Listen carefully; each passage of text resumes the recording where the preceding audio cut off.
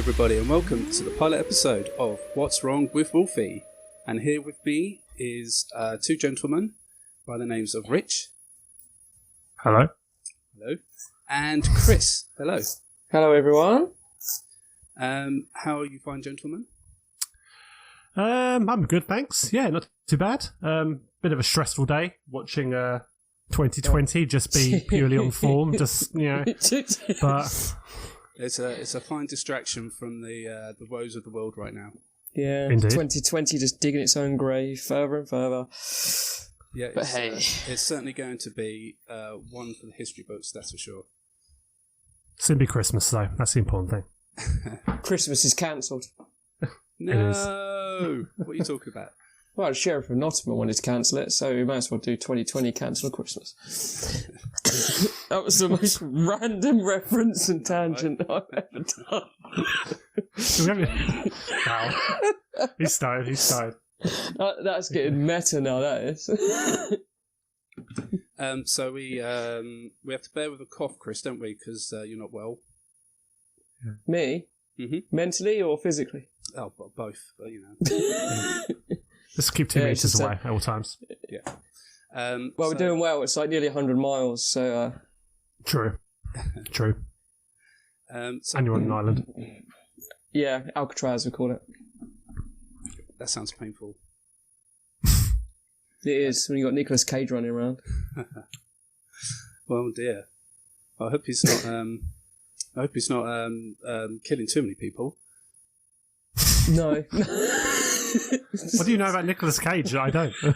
He likes to shoot people, especially in films from the 90s. The actor or? Well, of course he's acting, Richard. Come on. That escalated quickly. Definitely. True. Before we get on, and before I explain the podcast and everything else, I have one important question that I'm going to put to both of you. I'm going to start with you, Chris.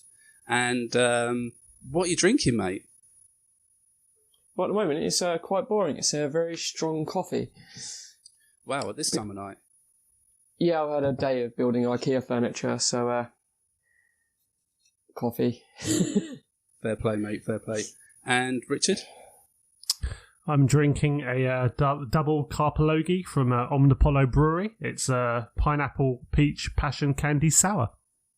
Wow, that's certainly a special beer. That one, mate. Where did you pick that up from? Yeah.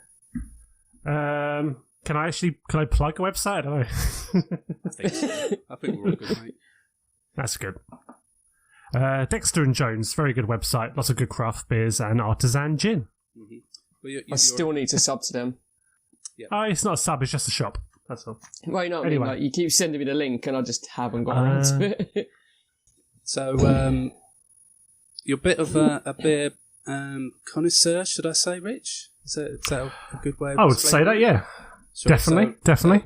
Anybody that becomes maybe a regular listener to this will surely soon get used to hearing wild and exotic craft beers from yourself. Indeed. Yep. Cool. So, what's wrong with Wolfie? Well, why are we here? Well, why have we decided to sit down and do this? Well, I believe we're quite fond of the 90s. For me personally, it was probably one of the major times of my growing up, teenage years, and the pop culture and everything else going on. Left lasting memories, and it was it'd be nice to just sit down and talk about them to two fellow people, which we've managed to scrounge together, I guess, haven't we? So what we're going to do is have 3, maybe 4 episodes per year, starting from 1990. And each episode will be based on a certain subject. So the first episode would be on films of that year. The second one will be on TV. Third one will be a bit of a mishmash. So we will be doing music, video games, fads of the year, and then anything else that we feel might be quite interesting to talk about. And then if something majorly has happened in that year, we may then dedicate a whole episode to that subject. Rich, what are the 90s to you? 90s was there's so many things from television, Gladiators, Baywatch, playing with Pogs. There was just everything. Power Rangers. There's so many things I could reel off that it was the best decade for me. I think the only thing I never really truly started to get into in that decade was probably music. I was a bit of a late bloomer with music, but TV, films, games, it was just the best time. Sure. Why do you think the 90s were the best times for that? Do you think it was because of the year, the age, that we were at the time? Or do you think, the people making the films and the TVs had, progressed to a point where they'd improved that much in the 90s? I think it's probably a bit from column A and a bit from column A and a bit from column B. Definitely think those age is a factor, because I think we're at that point where we're young enough just to be blindly excited about stuff, but old enough to really start to appreciate things. And I think the 90s was that sweet spot. Nowadays, we have to some degree disposable incomes, and we obviously have genuine interests, but there's a lot of other things going on in life. But I think the 90s, you were still growing up, you were school, and I think you had a lot more time to be invested in things and to be excited in things. And I don't know, it was just the best decade. I could romanticize it all day long. The 80s, for me, it wasn't really the decade, because I was still too young to really appreciate what I was seeing. But yeah, I think like that, the late 80s were definitely more memorable for me. I think I've got a few years on you, so I think I've got the late 80s as well into the 90s. But yeah, I definitely understand what you're saying. And Chris, what about yourself? What are the 90s to you? Well, I tend to agree with Rich quite a bit, because we're at that very impressionable age. You're sort of like... Now, I don't remember anything of the 80s, really, because I was 5 or 6 when that came to a close, and Rich has got, I think, 10 months on me, I think, isn't it? Yes, I would say so. Yep. You got pretty much a year, let's say, so you might remember more. Yeah. And again, like Rich said, we're forming those interests, we're forming those passions, and that looks cool, and that looks amazing. And we discovered, Star Wars, what Star Wars was, whoa, sure. What was this? And it's exactly the same. And like Rich said, quite rightly so, it's the decade of the blockbuster. And we haven't really seen anything like that, because they're now churned out to so much a degree that it's a blockbuster every month now. Whereas in the 90s, it was an event. You had the powerhouses, you had Stallone and Schwarzenegger still knocking around, and then you had, just like Rich, again, Jurassic Park, you had all these massive events happening all through the 90s, and because we're essentially growing up, you absorb that information. The younger you are, the more you have this attachment to what you grew up with. And again, I was too young to even remember any of the Back to the Future films. I discovered those on video and on TV. So it's your formative years, and especially TV, especially in the UK, you had all these amazing television events on a Saturday and a Friday night when you're younger. You go home or whatever, and you've got all these things happening, like, again, Gladiators, and then we had American comedy coming our way on like Friday nights.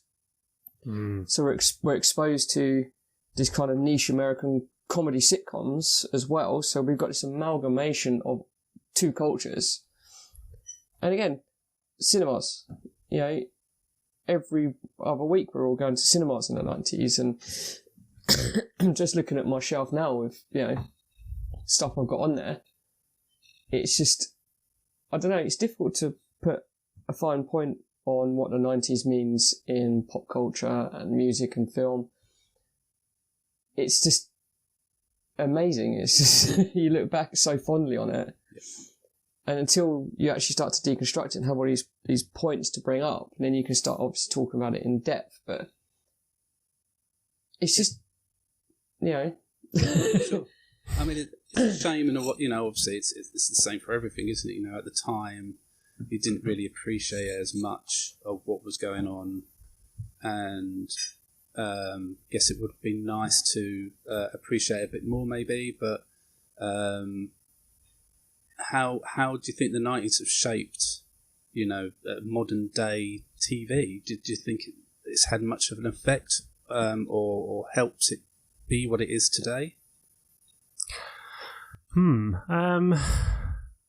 I don't know, really. I mean, I know obviously TV itself has evolved to a point now where it's almost kind of replaced film, with just the advent of like prestige television and kind of the slow decline of the cinema. Yeah, the standard of a TV show, budgets of a TV show have gone up massively, haven't they? Yeah, I feel like we got to the tail end of the 90s. That's when it started to turn a corner, when you had the likes of HBO and shows like the Sopranos came to air, and I think that was kind of the dawn of it. So I guess it did usher in, the decade that followed, and then obviously every year since.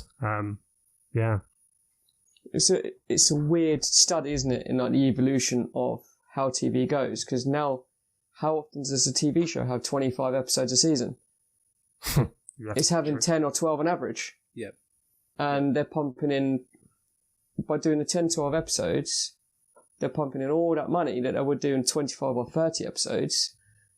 And again, we've got film quality effects and set designs and costume designs and Oscar-winning actors turning up in small productions.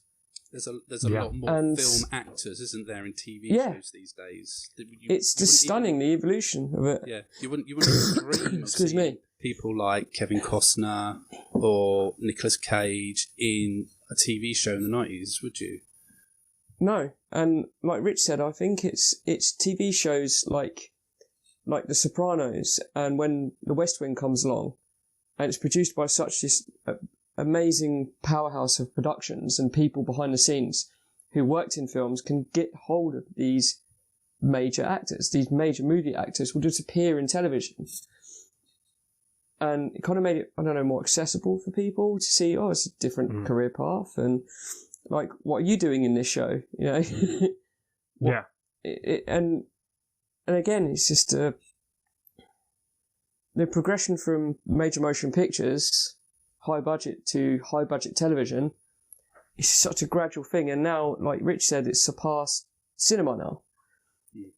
And you've watched the productions and what they throw at things like, for instance, Stranger Things, and recently, Star Trek Discovery, and I don't know, has anyone seen Lost in Space on Netflix? Yes. I've not watched it, actually, no. For Discovery and Lost in Space on Netflix, seriously, I kid you not, the production design and the final product are absolutely astounding. Is it as good as the Matt LeBlanc film, though? Oh, God. What, that creepy CGI monkey alien thing? I remember him. And that spider, Gary Oldman, as well. So. Oh, yeah. But it's just... sorry, I was going to say, I feel like it needs to be a movie peak, that one now, when we get to it. Yeah. It does. Yeah. A bad movie night. with the Avengers. Oh, God. Oh. And, like when you look back at the beginning of the 90s to the mid, every massive blockbuster film that was coming out always seemed to have a song tied to it. Yeah. Kiss from a Rose and... Sure. Love Me, Frisk Me, Kiss Me, was it? That was the U2 song. I can never say it. It comes out a garbled mess, and then... was that one from Bill and Ted? There was a U2 song also from Batman Forever. Batman Forever, yeah. That's right, yeah. They had all the songs Batman Forever. Sure. And to me, that always gives me... there's always still quite a good memory from those times, It's still, like you said, like the blockbuster was an event, Yeah. And I felt that was part of it. But then by the end of the 90s, and, to now, they just don't do that anymore. It's funny you should mention that, Jason, because this came up on... Now, I'm a massive James Bond fan, and this came up on a group I follow on Twitter. And you look at every Bond film from, I believe it's Live and Let Die, there'd be a different song on the end credits. So they record 2 or 3 songs per film, and then the other song would appear at the end of the film. So, for instance, Tomorrow Never Dies finishes with K.D. Lang's Surrender. License to Kill finishes with, oh God, I can't remember. Anyway, but the point is now they finish with the James Bond theme. So we've lost that closing credit song, that ballad, that amazing thing which was significant in the 90s, which was a thing. Do you think it's more to do with money these days? Oh, undoubtedly, I reckon. It's, licensing has just got, because you've got all these streaming platforms and everything like that, and you think the licenses involved in things like Spotify, iTunes, Google Music, Amazon, all tied up. And it might well do. It might well have that issue where a film company's like, we're not going to spend all those millions just getting this song for 2 minutes in a film or whatever. Maybe. It's actually quite topical as well, because in this past week, I know Dawson's Creek has come to Netflix, and they haven't got the theme tune at the start. I want to wait for this that one. And it's not funny. On there. It's like, what? It's because I was unaware of this until a podcast me and Rich listened to mentioned it a couple of years ago. They released, is it the Wonder Years? Yes, and it's like butchered. They'd stripped all the licensed music in everything. And again, so you grow up with this nostalgia and you think to yourself, well, that music wasn't on there. And the same has happened, again, a big fan of Quantum Leap sitting here. I bought a DVD set, almost be like 12 years ago. And someone mentioned that, what set have you got? And they recently re-released a Blu-ray. I had no idea that the songs were mostly removed from the DVD versions and replaced with alternates that were cheaper. Nice. But now the Blu-rays are out, they've got the original prints and transfers and the original soundtrack because they paid more money to reinstate that music. It's just such a weird licensing issue with films and TV. It's strange. It's another case for an argument for physical over digital as well. Because having that on DVD, you wouldn't have that license issue. You would still have all that original music going on. Yeah, because that, again, comes part of the fee that you're paying for the physical media. You're paying the licensees as well. So it's all branching off into different parts. So you, like you said, Jason, it even says it in the credits or whatever on the back of a disc or a video.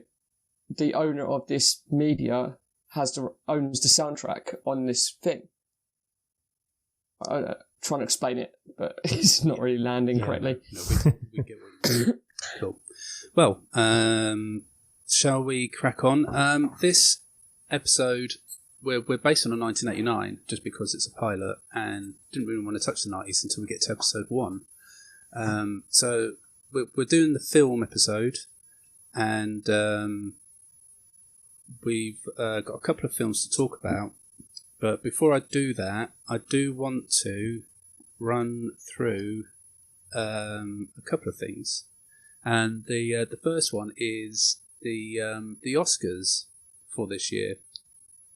Now, I pulled up what I think is probably the top 6 subjects, if you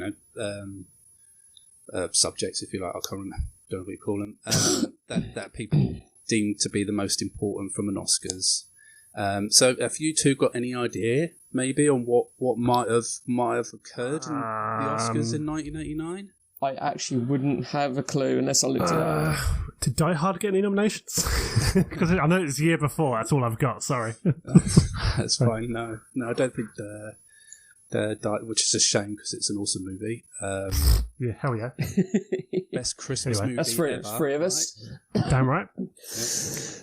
Okay, so best for supporting actor. I wonder if you guys can see if you can guess the winner on this. So we have Dean Stockwell from Married to the Mob, River Phoenix from Running on Empty, Martin Landau for Tucker, the Man in His Dream, and Alec Guinness for Little. I can't even read it. Sorry, my dodgy eyes. But, dodgy eyes. Okay. Dodgy eyes. Or Kevin Kline for A Fish Called Wanda. Oh,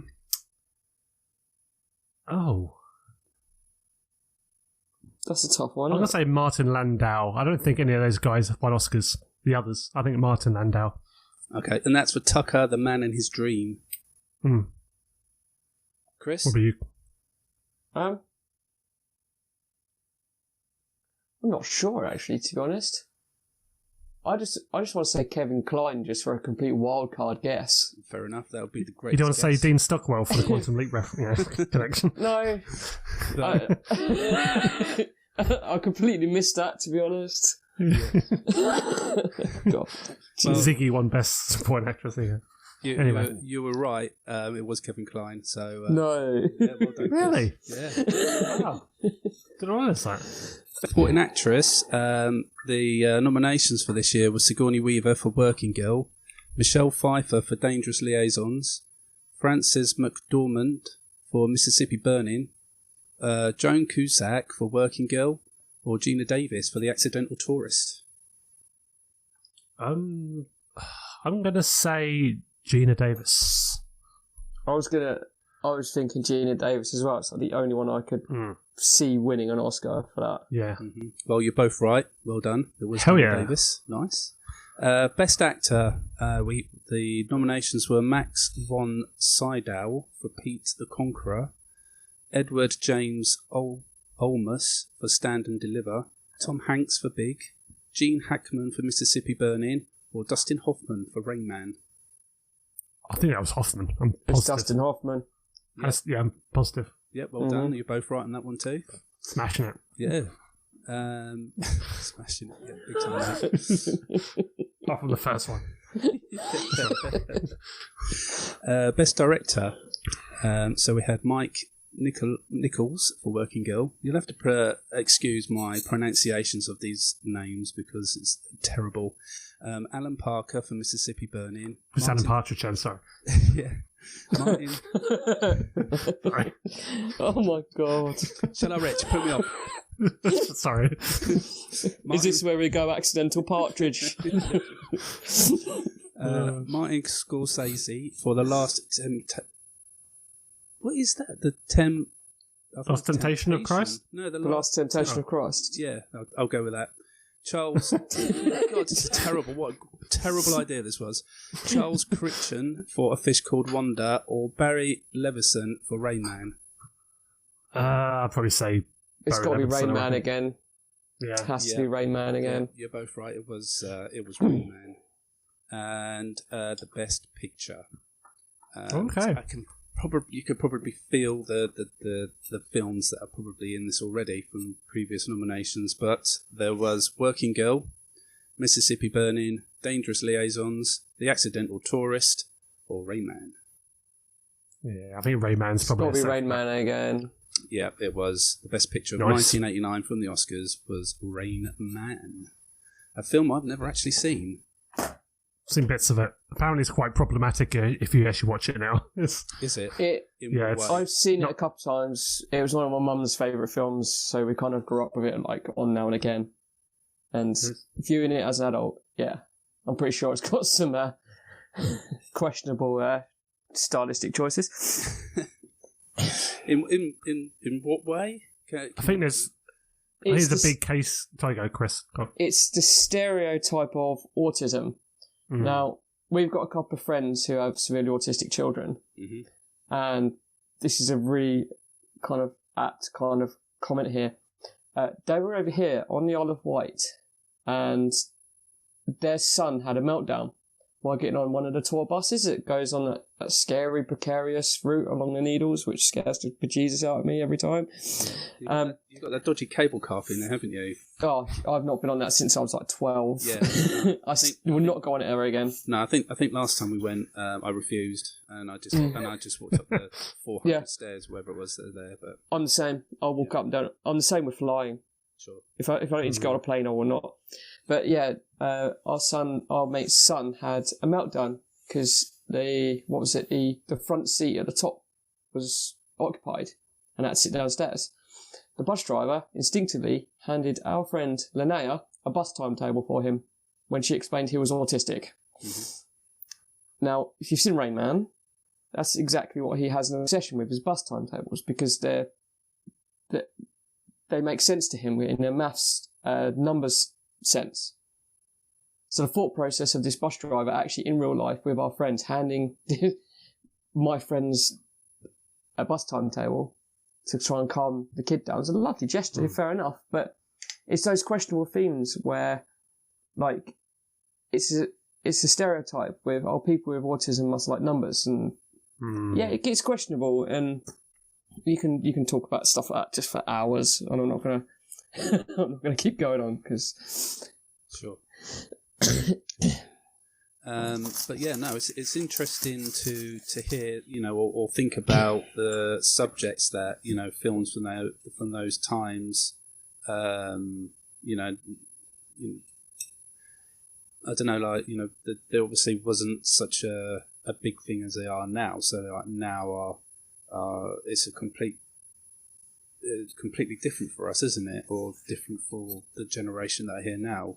And to look back on these kind of films, they must feel quite I don't know, like quite archaic in a way from the subjects that they touched on and didn't think much about them, I think. Yeah. But thankfully, Die Hard never had any of that, because no, Die Hard's just Die Hard. Indeed. Yes. Required viewing in every household, hopefully. Absolutely age appropriate, obviously. Which leads us to the top grossing movies of this year. Do any of you have any idea on what might have been the top grossing film of 1989? I would love to say Ghostbusters 2, but again, I'd say like you made that joke. I'd say License to Kill, but we all know how well that did. In 1989. Did it flop? No way. Yeah, badly. Oh, that's a shame. Critically, it was a hit, but financially, it didn't do well. And then the MGM went bust, and then we had to wait 6.5 years. But one of my favourite James Bond themes. Thank you very much. Because I agree with that entirely. Yeah, definitely. Living Daylights for me, but hey. I just 80s and 90s Bond movies, just like, oh my god, again, growing up with them all the time.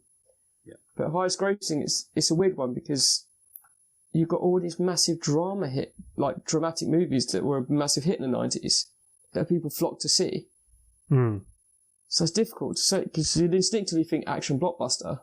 That's the thing now as well, because you see like the highest grossing films over these decades. It could be like a romantic comedy, it could be a drama. Now it will always be a Marvel film. It will always be a Star Wars or a Jurassic Park or just Avatar. It's a shame. God. He brought Avatar up. Oh, never heard of it. What's that? I've never heard of it. Those poor people. Dances with Smurfs. Yeah. Looking at the top 15, I think people of the 1989 had a great time with films. Starting at number 15, we had Die Hard, which has surprised me slightly, because I thought that would be in the top 10 at least. Wow. But touching at 15, and then even a Disney film managed to beat Die Hard at number 14 with Oliver and Company. Seriously? Wow. Apparently. Didn't see that coming. Sure. Number 13 was Working Girl. Don't forget, these are the UK top grossing films, not American or whatever. I specifically picked the UK because, we're British, so I don't want to talk dollars on here. No. So this is all British tastes, so, might explain something. Number 12 was When Harry Met Sally. Number 11 was Lethal Weapon 2. And then breaking into the top 10, we had Dead Poets Society. Which took just under £7 million. And then number 9 was License to Kill. Yeah. Wow. Okay, that is shocking, actually. For Britain, I thought that would have been... I didn't expect License to Kill to be even on that top 15 list, to be honest. Yeah. I double-checked it with another place, and they're both kind of married up. So, £7.497 million the License to Kill took.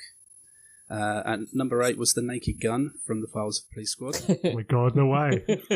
Frank Drebin beat Bond, no way. You started me and Rich off now. Oh no, quickly moving on. It's Enrico Palazzo.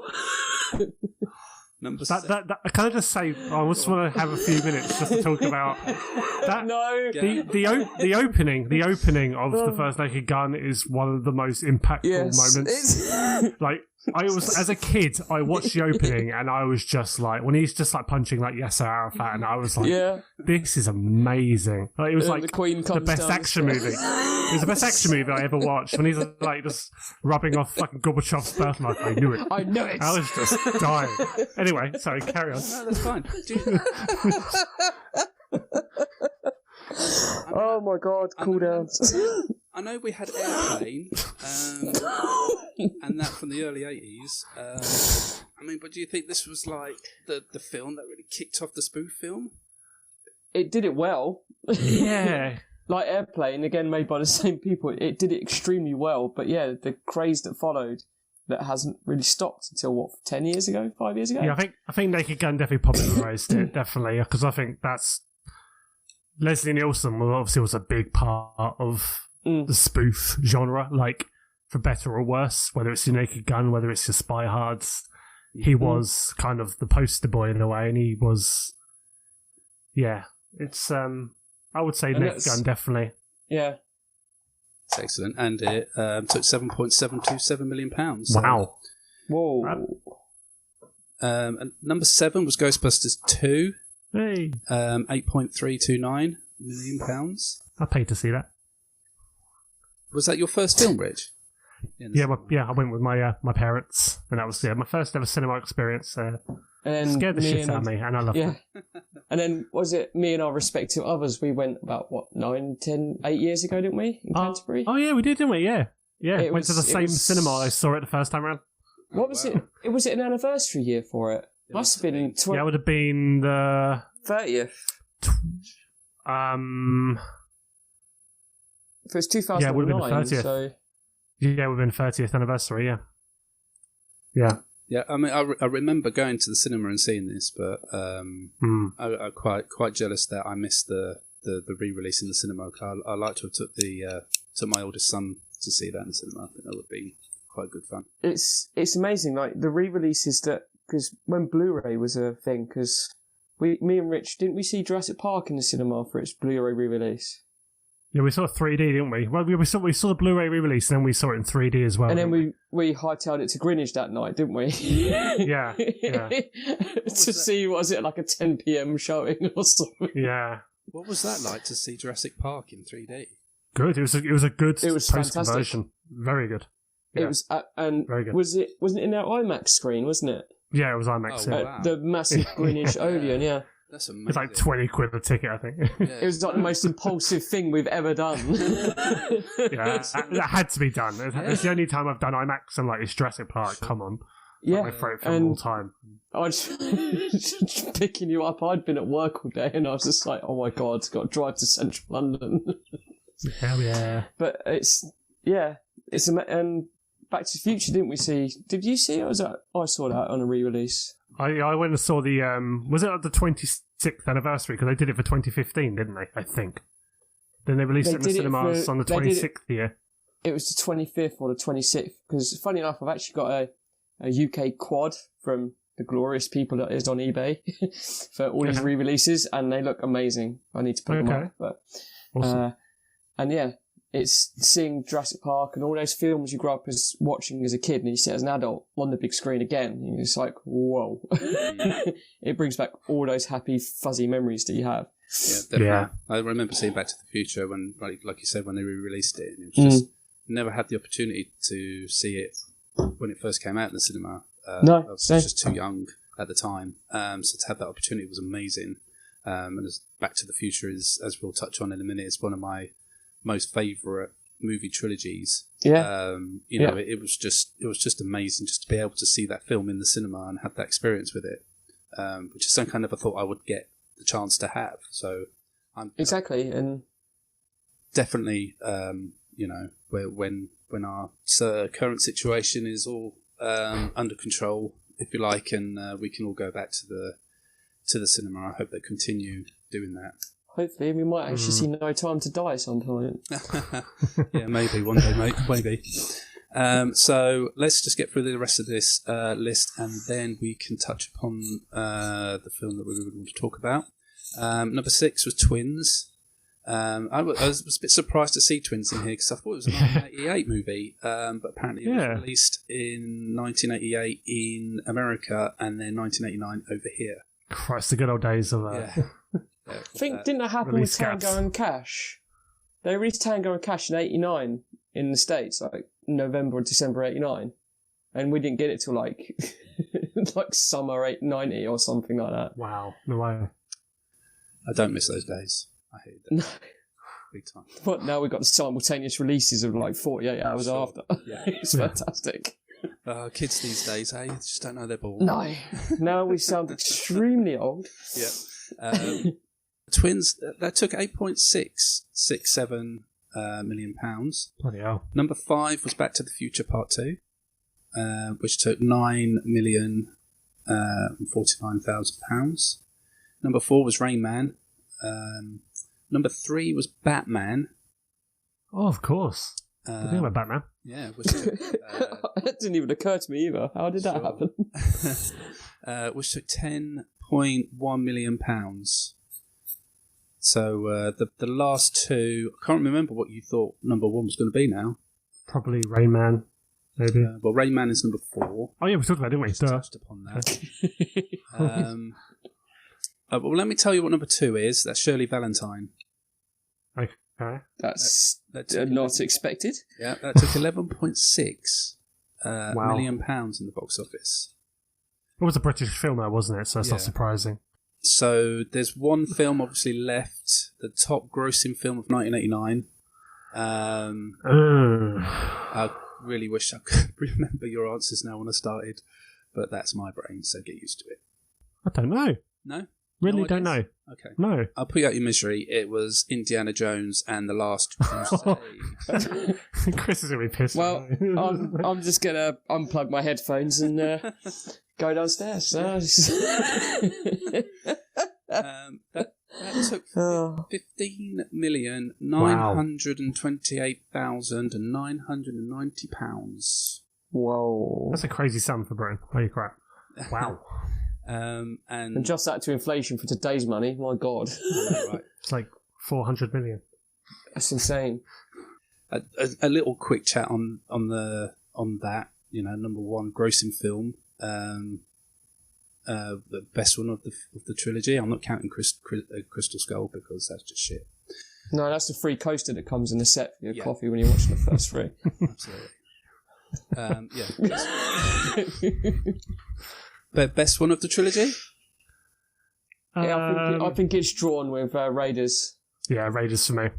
And obviously now it's got a bit more poignance since we've lost, obviously, Sean Connery this past week. Sure. And I think, to me, being a big fan of that as well, I think it's joint with Raiders and Crusade as just 2 amazingly perfect films in every way possible. It's one of my favourites, yeah. Yeah, it's just amazing. The chemistry between Harrison Ford and Sean Connery in it was just made it.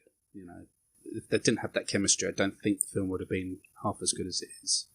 No, and to have someone only what is it, 12 or 11 years difference between them, but convincingly play his father, who should be like 30 years his senior. Yeah, that's I don't crazy. know if to take that as a compliment or not. Really, it just works so well. I don't know why, and they just bounce off each other so perfectly. It's just amazing. Again, sounding really old. You don't get films like that anymore. No, look, this is it's churned out on a production line. Yeah, but look, this podcast based on the 90s. You're allowed to sound old. You're okay. Good point. Yeah. Get Shia LaBeouf swinging with monkeys and stuff. So. Oh my God. And video game quality CG. Okay, cool. So let's hit our main subject. You know, we've done 40 minutes, I think. So we better touch on. Better wrap it up. You know. Part episode of a runtime of 2 hours and 50s. Split into 2 parts. So, when I'm looking back at these films, as I touched upon, Back to the Future is one of my all-time favourite movie trilogies, which I'm sure is for many others. So I had to choose Back to the Future 2 to have a more of a deep discussion about. Is this your favourite one in the trilogy, Chris? I find the whole thing just amazingly well thought out. Mm-hmm. Yes, they didn't plan a sequel. The ending for the first film was a joke, but what they expanded on and how they did it is just stunning movie making. From a structural level, a technological level, doing it all optically, it's stunning. Even now, you look at it, it's almost flawless. Sure. Yeah, there are a few bits here and there that are a bit hokey now, but... Yeah, I was going to say, I mean, I've watched it back quite recently, and, you know, majority of it does hold up to this day, really. But, I mean, there are certain scenes where they've used CGI and, you know, it sticks out like a mile. But, I mean, that's just expected for a film of that time. So, I mean, there's no bad thing about it, really. It's just what it is, really. But what about you, Rich? Is this your favourite film of this trilogy? Yeah, I'd say so. I just like the fact it's a lot more. Not that the first film was straightforward, but this one's just a lot more high concept and just a million times more creative. Yeah, I would say so. I'm one of those people. I'm going to be controversial. I'm not like actually crazy about part 3. Mm-hmm. Not that I don't like it. I just don't know. I think that's fair. Doesn't stick with me. I mean, I guess I had the opportunity to choose Back to the Future 3 in the first proper episode of 1990. But like you say, I mean, Back to the Future 3 is a good film, but I mean, it's not one of the best films of the trilogy. I think what they did was by choosing a passion project, they loved the Old West and they wanted to tell a Western. Mm-hmm. But I think that alienated a certain percentage of moviegoers that were like, not keen on Westerns. Westerns are a done thing back in the 60s and 70s, and I don't know. I think they took a gamble, but it's still paid off. It's enjoyable, but like Rich said, it doesn't. I'd watch it to complete the trilogy, but it's not the one I'd choose to watch first. Yeah. Or I'd leave it a few weeks before completing the rewatch occasionally. Mm-hmm. But part 2, the way they go back into the first film and turn it inside out, and it's just yeah. I mean, I think when I was watching it, and one of the thoughts I had was, like where we had the discussion earlier about where TV has gone and it's more serialized, whereas when we touch upon TV shows of the 90s, everyone was kind of like a standalone episode of that story, and then just moved on to the next one. Whereas I feel like this trilogy was probably was it one of the first examples of a film trilogy kind of having ties into the other films. Yeah, I mean, this picks up immediately after the first film, doesn't it? Which I don't know of any examples of anything that did that prior. Star Trek 3. Okay, all right. Sorry. It wasn't as good as Back to the Future. Come on. No. They got the Genesis trilogy, bang smack in the middle of all 6 Star Trek movies. Yeah. It's fabulous. And again, like Back to the Future, Star Trek 3 takes place literally minutes after the second one ends. Mm-hmm. And that's the only example off the top of my head right now that I can think of where a film literally takes place seconds after the first. Mm. Yeah. Yes, I had to refilm, obviously, because Claudia Wells didn't come back, but it holds up amazingly well. The way they did it. Shoes the way they just, anyway. So. Yeah, give you that. but by having to recast and refilm, it also makes it this unique thing where the opening to part 2 slightly differs. It's just this great. It's difficult to explain. I think like the guys who made the film, really sat down and thought, spent a lot of time thinking the story out and trying to make it work as much as possible. And I think they came out that room doing a really good job. I still think there's a couple of bits into that irk me a little bit, but it's yet again. It's nothing major, I don't think. It's a film at the end of the day. Yeah. I'm definitely not one of these people who sit down and dissect a film because, that wouldn't happen in real life, so therefore it's crap. I hate that. That turns into toxic fandom, and it's just like, yeah. And guys, just enjoy it for what it is. And exactly, yeah. Dude, you're watching a film about a flying car that's going into the future, kind of thing. Just get over it. Yeah. So yeah, I mean that's the biggest thing that stuck out for me watching it back recently was just the way that they'd managed to merge the story from 1 into 2, and in 2 was the way all the different scenarios that they found themselves in, and the set productions must have been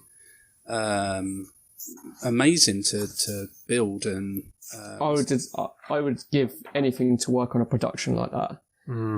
Even just from the miniatures, the props, everything. Just, it's not like it used to be, is it? It's like when you see things done for real, they're done for real.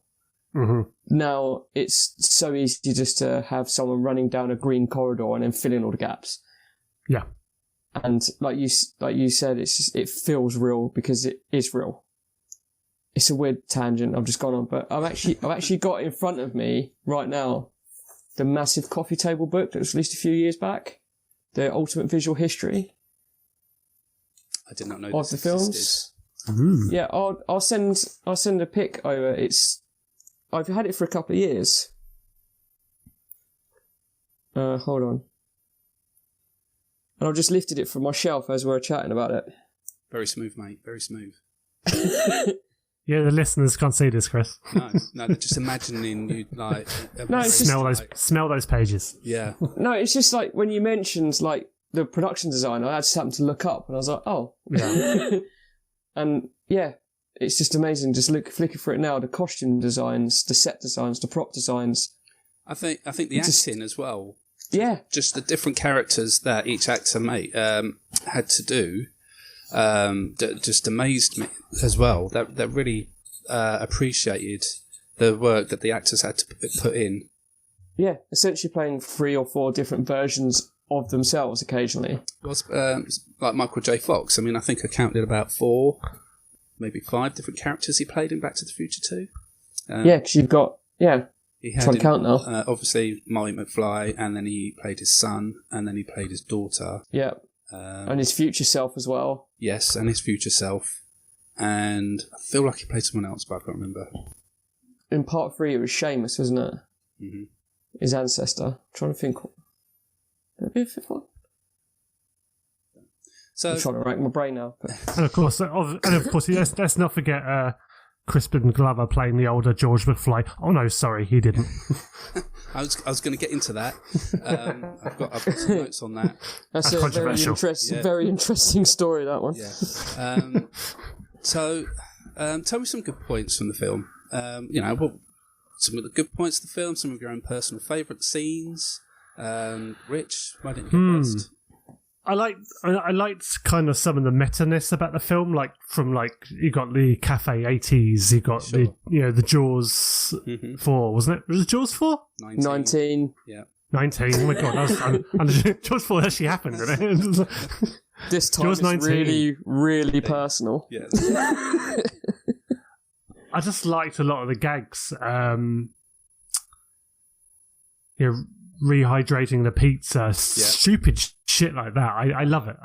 They're not actually Easter eggs, they're actually quite front and centre on the screen, but there's like constant little visual gags and nods to what things might evolve into the future, different consumer products, and still got fax machines though, so that's good. Yeah, definitely. Read my fax. But that's the thing with the rehydration pizza thing. It was like lampooning, but also paying homage to the old films where they'd have dehydrated food that'd rehydrate, like, you know, like 50s and 40s B movies, you know. Very true. And then they thought, oh, we'll slap it into the future and rehydrate Pizza Hut, and then boom, have a few $1,000s to make your film. Pizza Hut will sponsor it. You know, product placement. It's just like Pepsi. and I don't know if Richard's mentioned, I don't know if Richard's mentioned to you, but I don't know if you remember, were you told by my brother what was going to appear at my wedding? I think I was. I can't remember for sure. Yeah, a DeLorean turned up at my wedding. That is amazing. I couldn't believe it. I still can't wipe the grin off my face. Was it flying?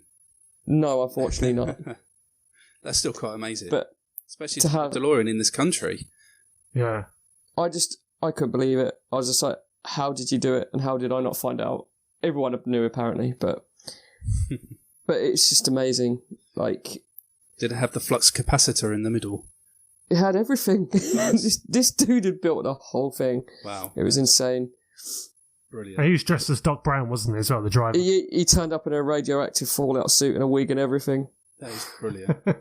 I was speaking to the guy sitting in the car, and he said he was a teenager when it first came out, so that would have put him back then. When was that, 5 years ago? So he's probably in his early 50s. Yeah. You had the hoverboard when you came out as well, didn't you? It's actually sitting up on my shelf right now. Yeah. Beautiful. I actually bought one for the wedding for a joke, because it was in 2015. Oh, yeah. And then my brother topped it. But aside from that tangent... That's all right. That's what we're here for. You know, that's the one of the things of the podcast. You know, we won't talk about personal memories, so that's great. And I'm trying to randomly think of what else. Well, any quick points for you? You know, like when Marty was in the alternate 1985, and like, you know, like the Biff Museum, when he's calling him out for the book, getting him out of the bathtub with the two girls, or trying to think of some other good points. I think I was really glad when Marty managed to actually finally get the book near the end, because that was definitely a long fight for it, if you like.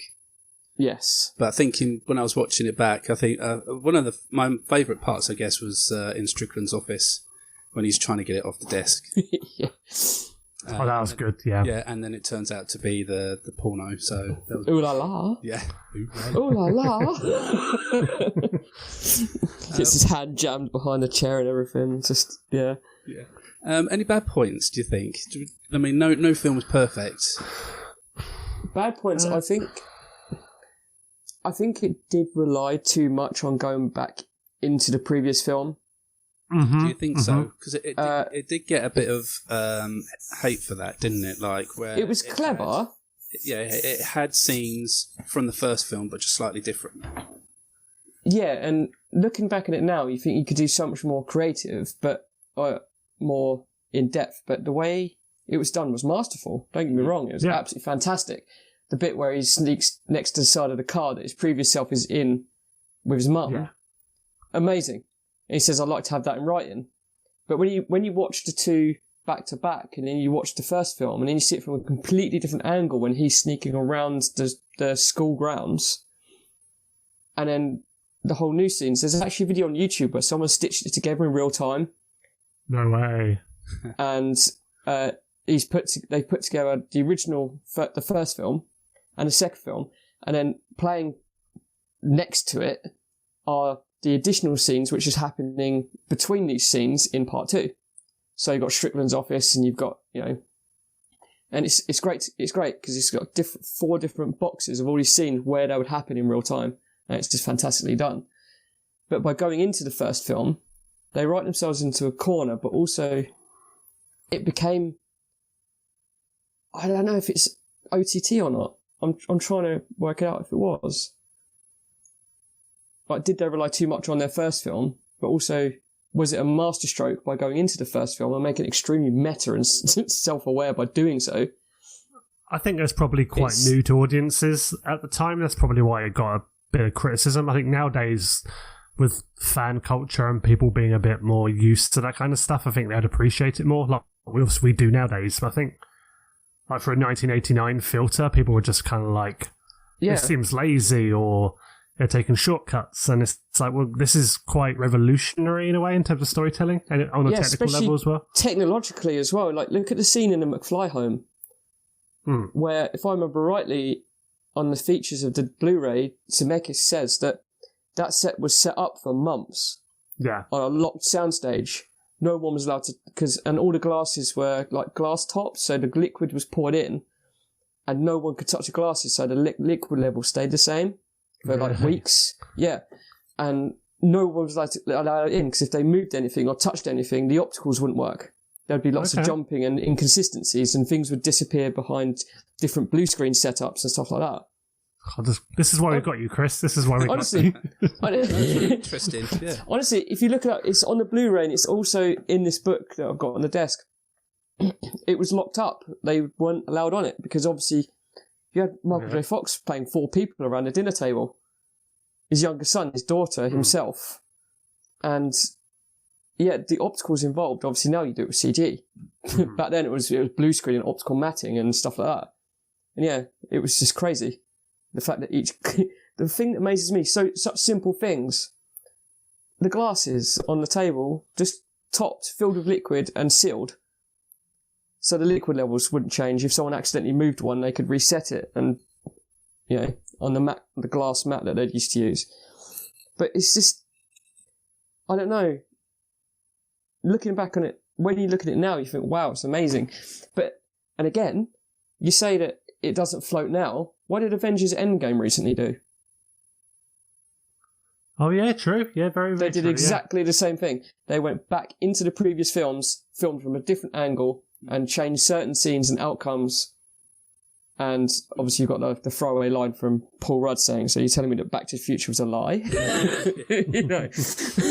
And that's a great little reference. But yeah, Avengers have done that again, and everyone seemed happy with it, and it took in big bucks. And they essentially did their own version of Back to the Future Part 2. They went into their own past and did it well. And it was one of the better parts of the film. Yeah. I love that, going back and seeing that from different angles. But so yeah, definitely understand what you're saying. We should probably get quite topical as well and talk about the elephant in the room, and that's how Biff was clearly heavily inspired by a certain Donald president. Trump. a man who basically garnered lots of money through nefarious means, who then managed to grab a lot of power. So. And who would have thought that life would imitate art twice in the case of The Simpsons and a Back to the Future gag, including the hair. Indeed. and Biff says... I shall never look at Biff in the same way again. No.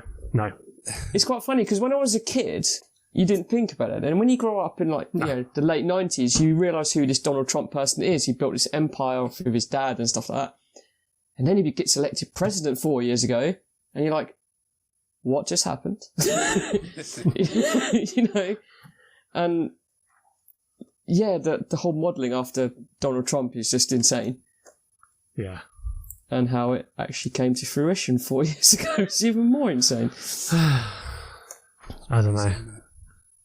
Let's hope that in the next few days... Yeah, history doesn't repeat itself. No. Otherwise we'll all be trying to find a DeLorean. Funny you should say that. I subscribed to the Eagle Must Build a DeLorean like 3 years ago. How you get all that? It's like hardly done. Because it needs so many mods. Yeah. And limited funds to try and get the mods, and limited time to put it together. It's in 3 clear boxes in the cupboard. It's one of the things I thought I'd never done a part work before, and I was just like, why not? Part works. We do an episode on part works. Sure. Yeah, we'll put that on the list. How does your body work? I remember that one. That was good. Oh, anyway. And do you remember the dinosaurs one from the early 90s? Yes. Yes. that capitalised on the whole Jurassic Park thing, and you build your own T-Rex complete with like skeleton and stuff like that. Yeah. And you clip the skin on and everything like that. Anywho. I was just going to say, yeah, I definitely remember collecting the Star Trek fact files. I've still got a full set of them.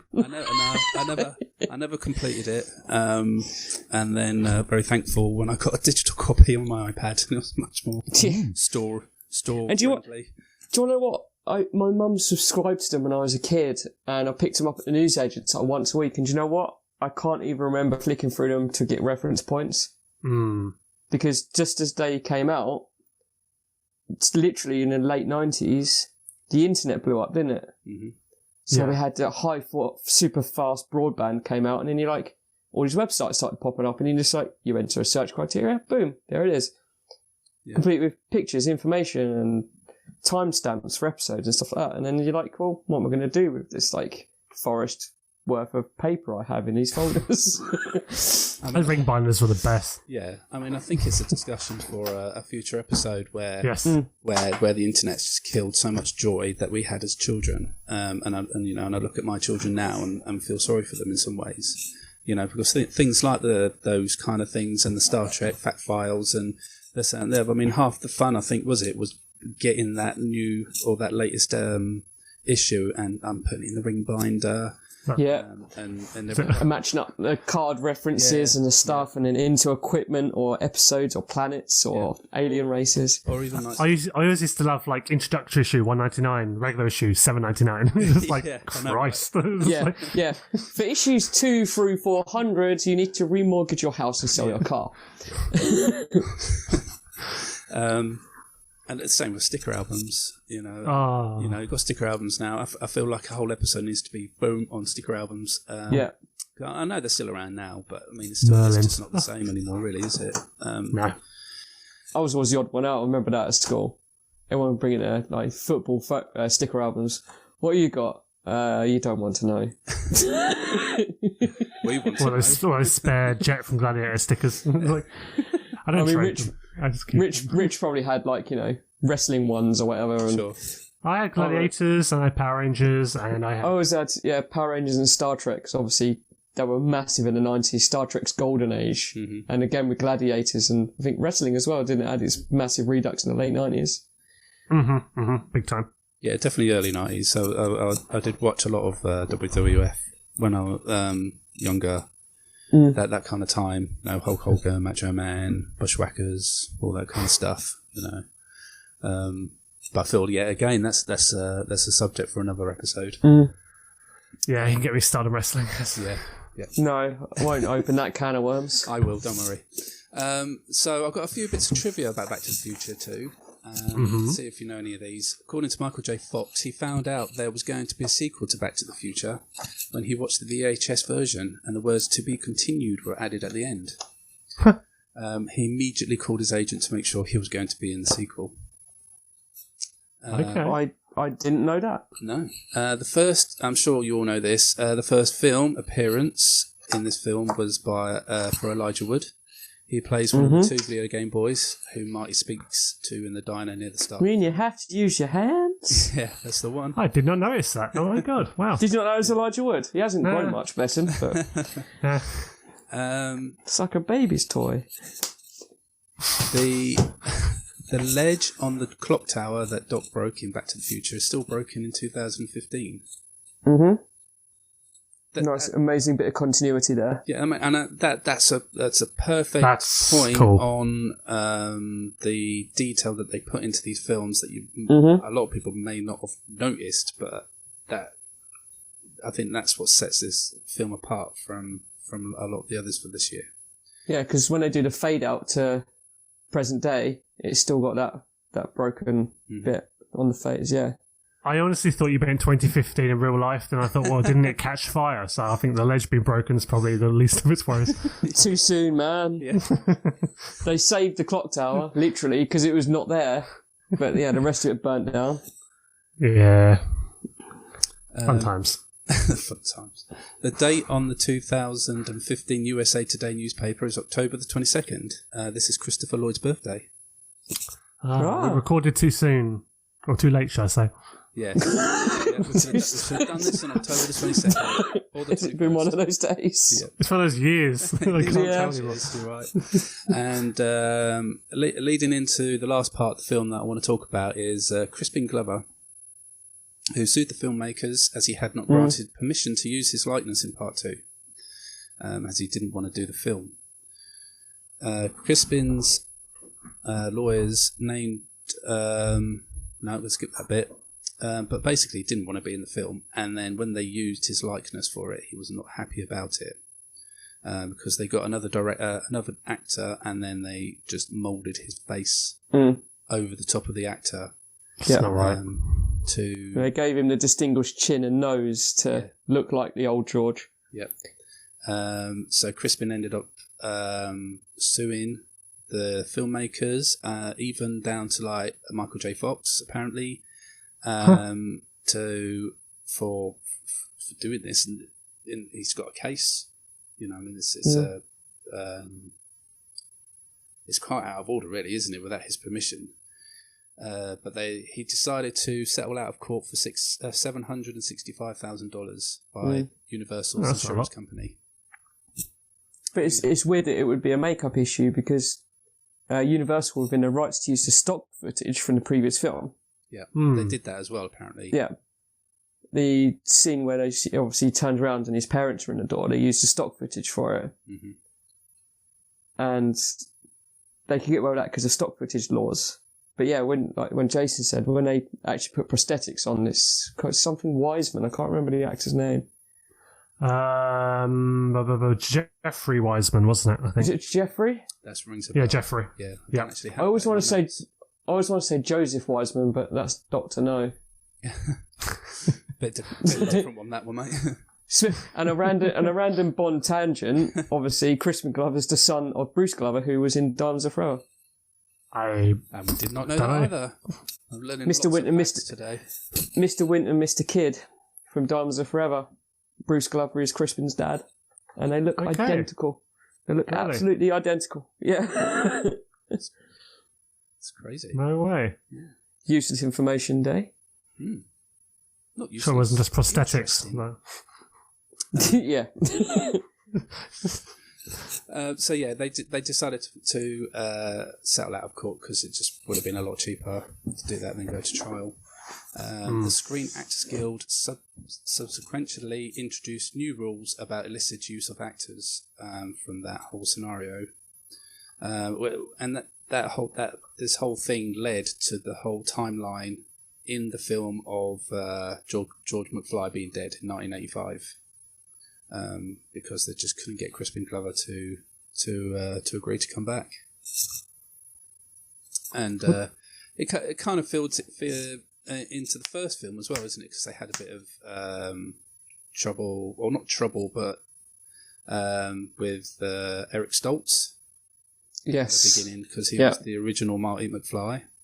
Mm-hmm. And then I'm not quite sure what happened to that, Chris. Have you got any knowledge on why they changed? I know so much about these. It's ridiculous. Absolutely. I don't know why I retain it. It's insane. But I couldn't tell you my home phone number. It's a skill, mate. It's a skill. Impressive one. I get it from my friends and my other half as well. Like, where do you get this from? I don't know. It's in there and it stays in there. Like, stupid information. Basically, Zemeckis and Gale weren't feeling the vibes from Eric Stoltz. And they kept filming scenes and I can't remember, they completed like a quarter of the film with him and Christopher Lloyd on all the location shoots. And they just weren't feeling it. The chemistry wasn't there between him and Christopher Lloyd, and they fought to try and get Michael J. Fox, and again, it's almost like a repeat of, I don't know if you know about the whole Pierce Brosnan Bond controversy where he was going to be Bond in 87, and then he was doing Remington Steele. And then they were like, nope, he's going to be Bond. Okay, we're going to use that. We use that to advantage. We're keeping you. And he was stuck in that contract. Same happened with Michael J. Fox. They couldn't get hold of him because he was doing Family Ties. Now finally they let him film, or I think both at the same time. And he'd go from Family Ties set to the Back to the Future set to film the two at once. And essentially, Eric Stoltz was let go from the project and they filed obviously creative differences. And they got Michael J. Fox, and the chemistry was bang on, and the rest is history, as they say. They're definitely a wise move. Yeah, and there's only pictures of Eric Stoltz in the film. They haven't released any deleted footage of him acting with Christopher Lloyd or any of the other actors. There's not really a lot of footage with him, is there? That's available. There's 2 shots that survive in the film of Eric Stoltz. One is where Marty jumps into the DeLorean in the radiation suit, and the other bit is when Marty throws a punch at Biff. Oh, okay. In the diner. Mm-hmm. That's Eric Stoltz's fist. No way. Yeah. That's the only 2 instances. Yeah. He is in the film, but very briefly. So when you see Marty jump into the car, that's Eric Stoltz. And the fist punching Biff is also Eric Stoltz. Mad. Because I don't know why they... I suppose they thought it was pointless filming the pickup shots just for that. They just spliced it in together. But yeah, they haven't released any footage, which is a shame, because I'd actually like to see Eric Stoltz's take on the character. Yeah, definitely be interesting. And if you see pictures as well, like his Marty, in fact, is dressed. I'm looking at actually a picture right now. It's quite darker, like darker tones. It's not as like happy 80s-y. It's not as 80s. Like when you see Marty in the first film, it's like very Saved by the Bell kind of look, isn't it? You got your denim and you got your colours and you got your skateboards and stuff like that. And the Eric Stoltz pictures, he's wearing quite muted dark colours. Oh yeah, I see what you mean. There's a picture I'm looking at with his stunt double holding skateboards at the moment, and there's a picture in the car in the 1950s shots. But yeah, it'd be very interesting to see his take. I really would love to see it. Maybe one day. But all they've got is pictures in this book at the moment of behind the scenes, working with Crispin and stuff like that. But one day, maybe for the 40th, they'll finally release it. Maybe one day. I think that's everything we can say on Back to the Future 2. If you've never seen it, then why not go and watch it right now, because your life will be changed forever. So I'm going to quickly touch on another film. Just spend a few minutes on it, and then we shall wrap this puppy up. And that's Ghostbusters 2. We cannot talk about it. Just because it's got some fond memories for Rich. And all 3 of us, I believe. Sure, yeah, definitely. Yeah. And I don't know, maybe to start off, like, better than the first one? No. Nothing will ever be better than that. I think I'd almost have to go back in the time machine, and because I can't remember whether I saw this first or the original, because obviously this was my first film in the cinema, and obviously a big part of why I wanted to see it was off the back of the real Ghostbusters.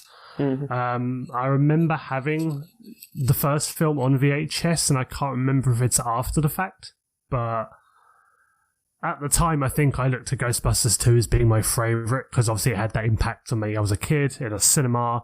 I had the toys. They were just basically the cartoon characters on the big screen to me at the time. Yeah.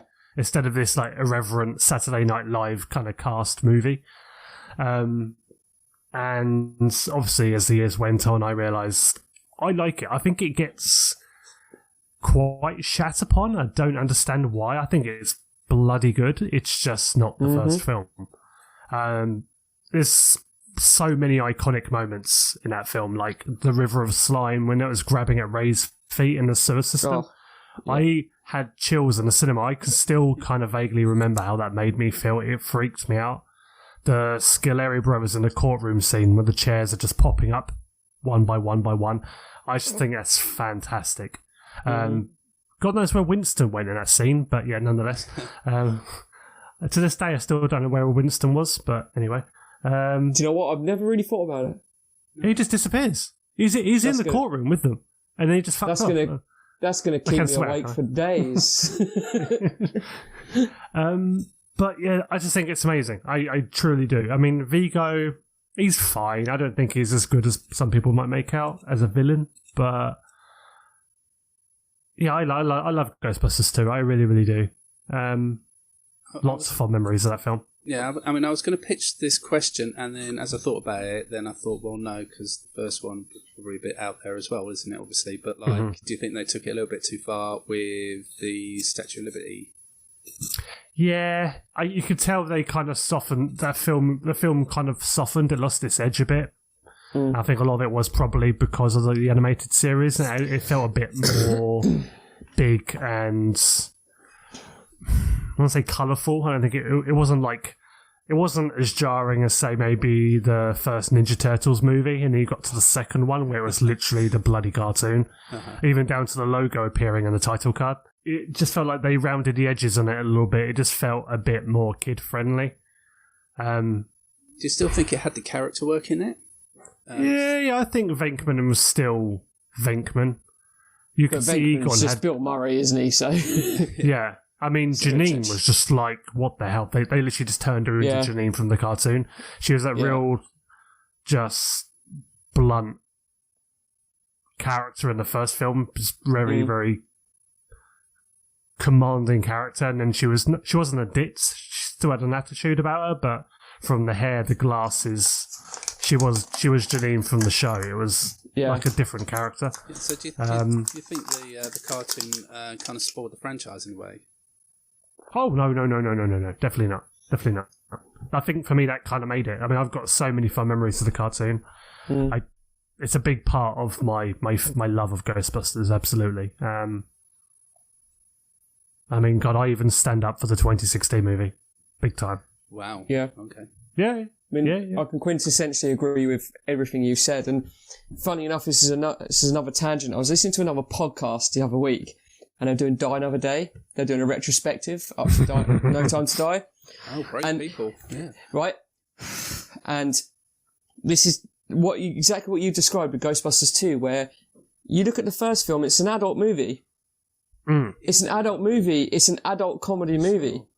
And we grew up with it extremely edited because of the real Ghostbusters. We grew up with watching it edited as a family movie. And when you go and buy the VHS or the DVD as an adult, you're like, that, I don't remember that. Well, the scene when Ray just fell out of bed. I always remember that one. Yeah, I mean... and the swearing. And I had that with my... when I watched it with one of my children, and I thought, oh, Ghostbusters, yeah, this would be awesome. I was very excited to watch it. And then there was that whole scene with Dan Aykroyd in the bed, and like he's obviously having a dream about getting a blowjob from a ghost, and I'm like, okay, I can't remember this one. This scene. It's just weird because the family edit, it just cuts when he kind of looks and goes, he looks in his face, he's like, it's a ghost, and they cut. But the full version, obviously, you've got the whole belt being undone. You're just like, this was that. What is going on? What is happening? The belt was getting undone and everything, and I was like, oh my god. Yeah. And it's and then again, the real Ghostbusters comes out, and then you've got Ghostbusters 2, which is like almost an amalgamation of the real Ghostbusters and the first Ghostbusters, and it's more accessible. And again, like you said, you got your scary moments, and Ghostbusters again is one of those things that I hold dear to my heart. It means a lot to me in my life. But these guys doing Die Another Day rewatch, they describe Die Another Day as the Batman and Robin of the James Bond films. Yeah. Okay, yeah. And I don't know if that makes sense to listeners, but it's where it goes full on, jumping a shark. It's like a comic book. It makes, compared to the previous three Brosnans and then Die Another Day, it's exactly the same with Ghostbusters 1 and Ghostbusters 2.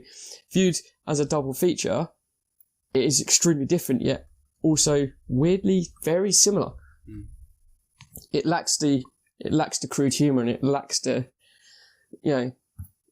it's just, I don't know.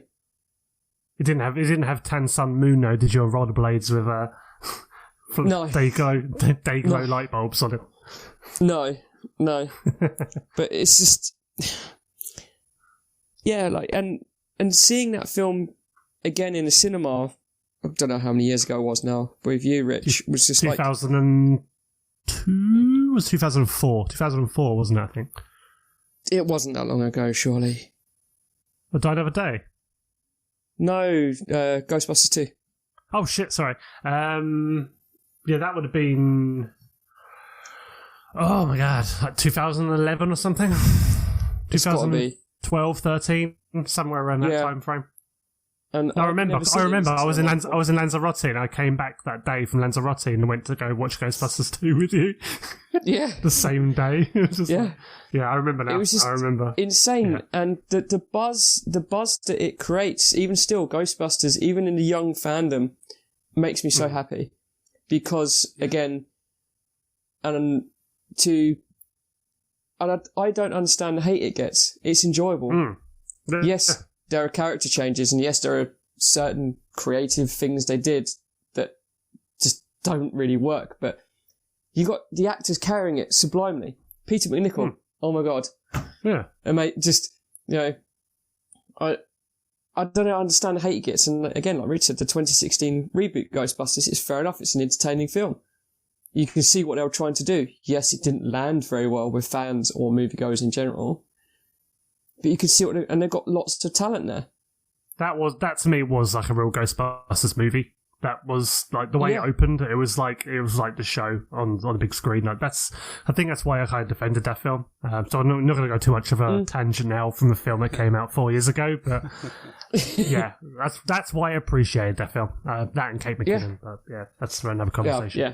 But it's just sorry. I just think with that particular film, like we've been waiting so many years for a new Ghostbusters film, and and that one was announced, and I think I don't know. I mean, me personally, I was probably hoping. I don't know. I think with some that big year gaps, and I just don't. Maybe wasn't expecting what we got. Understood, and we're still waiting for another film. Thank you. And we're still waiting for Afterlife. Yes, but I'm agreeing with Rich again as well. Like Ghostbusters 2, I think it's got more of a creep factor than the first. This is going to sound probably really controversial, but the way they designed the ghosts was very caricaturish. Like, whereas in the remake, the 2016 version, they are essentially human ghosts. They are actual ghosts. Yeah. But like they're not strictly human. They've got these caricatures, these accentuated kind of features. But Ghostbusters 2, I think, did the creepiness better than the first. Yeah.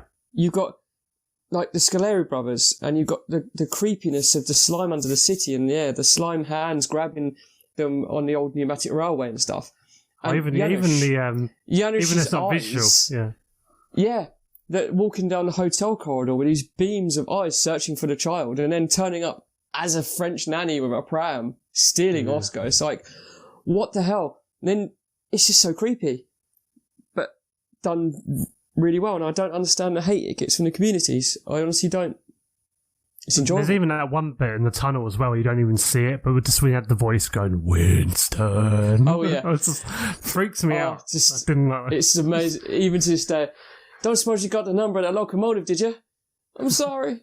I missed it. But again, why did the voice or whatever it was call for Winston? That's really creepy. There's no reason for it. It just happens. And he was my favourite, that's why. Yeah. And you're just like, these heads on stakes, and you're like, what's going on? Yeah. But I just, still don't understand the hate for Ghostbusters 2. It's enjoyable. Yeah. Yeah, definitely. I'll defend it.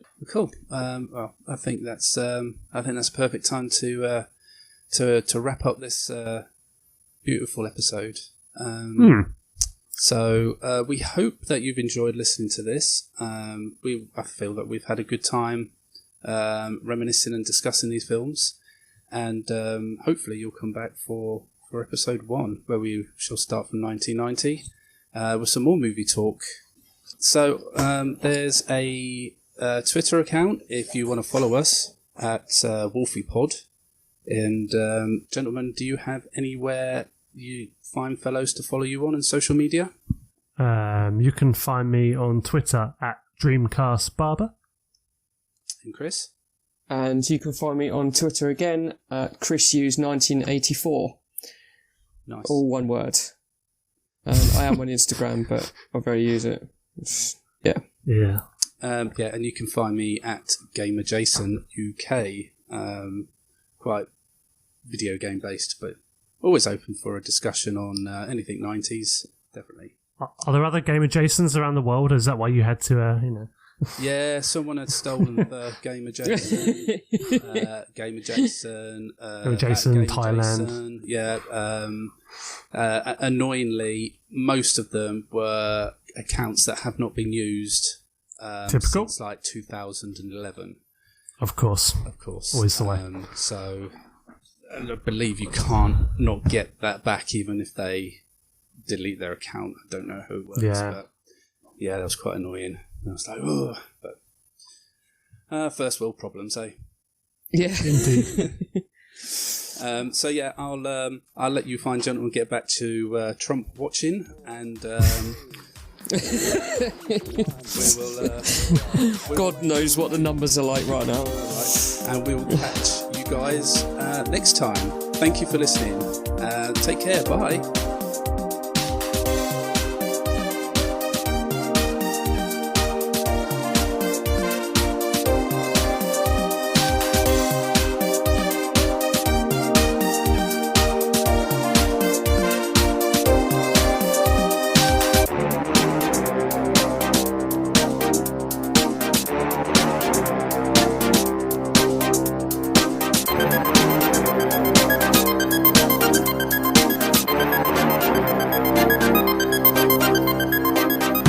Hey Janelle, what's wrong with Wolfie?